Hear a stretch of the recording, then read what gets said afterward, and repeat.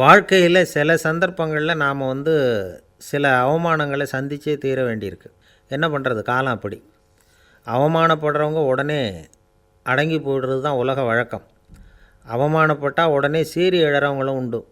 ஆனால் அதையே ஒரு சவாலாக எடுத்துக்கிட்டு முன்னுக்கு வர்றவங்களும் சில பேர் இருக்கிறாங்க. அவங்க ரொம்ப அபூர்வம். இன்றைக்கி மனோதத்துவ நிபுணர்கள்லாம் என்ன சொல்கிறாங்க தெரியுமா? அவமானப்பட்டுட்டா உடனே அடங்கி போயிடக்கூடாதான். அதையே ஒரு சவாலாக எடுத்துக்கிட்டு மனசில் ஒரு வைராக்கியத்தோடு முயற்சி பண்ணினா வாழ்க்கையில் எல்லோரும் முன்னேறலாமா. அவமானங்கிறத நாம் வைராக்கியமாக மாற்றிக்கணும். அதுதான் வெற்றிக்கு வழி. ராமர் இந்த பூமியில் பிறந்ததே ஒரு வைராக்கியத்தினால தான் சார் அப்படின்னார் ஒருத்தர். எப்படிங்க அது அப்படின்னு கேட்டேன். அவர் சொன்னார், தசரதருக்கு ராமர் குழந்தையாக பிறக்கணும், அப்போ தான் இங்கே இருக்கிற கஷ்டங்கள்லாம் நீங்கும் அப்படின்னு சர்வ லோகமும் எதிர்பார்த்துக்கிட்டு இருக்குது. ஆனால் அவர் எப்போ பிறப்பார் அப்படின்னு யாருக்கும் தெரியல. அந்த காரியம் சீக்கிரம் நடக்கணுமே, அதுக்கு என்ன பண்ணுறது? நாரதர் வந்தார் ஒரு நாள் தசரதரை தேடி. தசரதா, உனக்கு ஒரு செய்தி தெரியுமான்னு ஆரம்பித்தார். அவர் எப்பவும் இப்படித்தானே ஆரம்பிக்கிறது வழக்கம். என்ன விஷயம்னு கேட்டார் தசரதர். தசரதா, நீ அடிக்கடி உன்னோட தேரில் ஏறிக்கிட்டு தேவலோகத்துக்கு போகிற, அங்கே போகிற வர்ற எல்லாம் பண்ணிகிட்ருக்க, எல்லாம் சரி. தேவலோகத்துலேயும் உன்னை நல்லபடியாக தான் வரவேற்கிறாங்க. தேவேந்திரன் உன்னை பிரியமாக அழைச்சிட்டு போய் தன்னுடைய அரியாசனத்திலேயே தனக்கு பக்கத்திலேயே உட்கார வைக்கிறான். நீயும் சந்தோஷமாக உட்காந்து பேசிவிட்டு வந்துடுற. ஆனால் நீ இங்கே வந்ததுக்கு அப்புறம் அங்கே என்ன நடக்குது தெரியுமா உனக்கு அப்படின்னாரான் நாரதர். என்ன நடக்குது எனக்கு ஒன்றும் தெரியலையே அப்படின்னாரான் தசரதர். நாரதர்கிட்ட கிட்டத்தில் கேட்டிருக்கார், கொஞ்சம் சொல்லுங்கள் என்னது அப்படின்னு. அவர் நெருங்கி வந்தாரான் நாரதரும். மெதுவாக அவர் காதோட காதாக சொன்னாராம். அதாவது நம்ம பாஷையில் சொல்லப்போனால் பற்ற வைக்கிறார். நீ அங்கே தேவேந்திரங்கிட்ட உட்காந்து பேசிவிட்டு வந்த பிறகு நீ அங்கே உட்காந்துருந்த அரியாசனத்தை தண்ணி ஊற்றி கழுவி சுத்தப்படுத்துகிறாங்க. நீ என்ன அந்த அளவுக்கு சுத்தம் இல்லாத ஆளா? தினம் குளிக்காமையாக இருக்கிற அப்படின்னாராம். தசரதருக்கு இது ரொம்ப அவமானமாக போய்ட்டுது.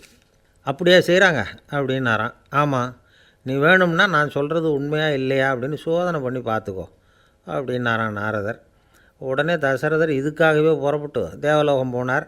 அங்கே வழக்கம் போலவே இவரை கூப்பிட்டு உட்கார வச்சு பேசிக்கிட்டு இருந்தான் தேவேந்திரன். கொஞ்ச நேரம் பேசிக்கிட்டு இருந்துட்டு சரி நான் கிளம்புறேன்னு புறப்பட்டார். சரி, அவனும் வாசல் வரைக்கும் வழி அனுப்பி வச்சுட்டு உள்ளே போயிட்டான். தசரதர் வெளியில் கொஞ்சம் நேரம் மறைஞ்சி இருந்துட்டு மெதுவாக உள்ளே எட்டி பார்த்தார் என்ன நடக்குதுன்னு. நாரதர் சொன்னது உண்மை தான். தசரதர் உட்காந்துருந்த ஆசனத்தை அங்கே 2 தேவர்கள் கழுவி சுத்தப்படுத்திக்கிட்டு இருக்கிறாங்க. தசரதரால் இதை தாங்கிக்க முடியல.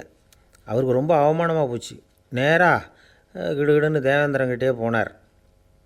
நான் உட்காந்துருந்த இருக்கையை சுத்தம் பண்ணுறியே, நான் என்ன அந்த அளவுக்கு பாவியா அப்படின்னு கேட்டார். ரொம்ப கோபமாக கேட்டார். தசரதரே, மனுஷனுக்கு 3 கடன்கள் உண்டு. தேவ கடன், ரிஷி கடன், பித்ரு கடன்.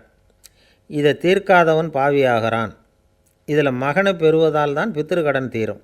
உனக்கு மகன் கிடையாது, அதனால் நீ பாவி ஆகிற. பாவி உட்காந்துருந்த இடம்ங்கிறதுனால அதை சுத்தம் செய்ய வேண்டியது எங்கள் கடமை அப்படின்னு நானான் தேவேந்திரன். இந்த இடத்துல தசரதருக்கு ஏற்பட்ட அவமானம் ஒரு வைராக்கியமாக மாறிச்சு. தேவேந்திரனே கேட்டுக்கோ, ஒரு மகனை பெற்ற பிறகு தான் இந்த சபையில் மறுபடியும் அடி எடுத்து வைப்பேன் அப்படின்னு சொல்லிவிட்டு போயிட்டாரான். போய் புத்திர காமேஷ்டி யாகம் பண்ணார். புத்திரர்கள் பிறந்தார்கள். இந்த கதையில் உள்ள கருத்து என்னென்னா, தேவேந்திரன் தசரதரை அப்படி அவமானப்படுத்தலைன்னா அவருக்கு இப்படி ஒரு வைராக்கியம் பிறந்திருக்குமா? யோசித்து பார்க்கணும். நமக்கு ஏற்படுகிற சில அவமானங்களையும் வைராக்கியமாக மாற்றிக்குவோம். அப்படி மாற்றிக்கிட்டோம்னா வாழ்க்கையில் முன்னேறலாம். நம்ம ஆளுங்க சில பேர் அவமானத்தை வைராக்கியமாக மாற்றிக்கிறது எப்படி தெரியுமா?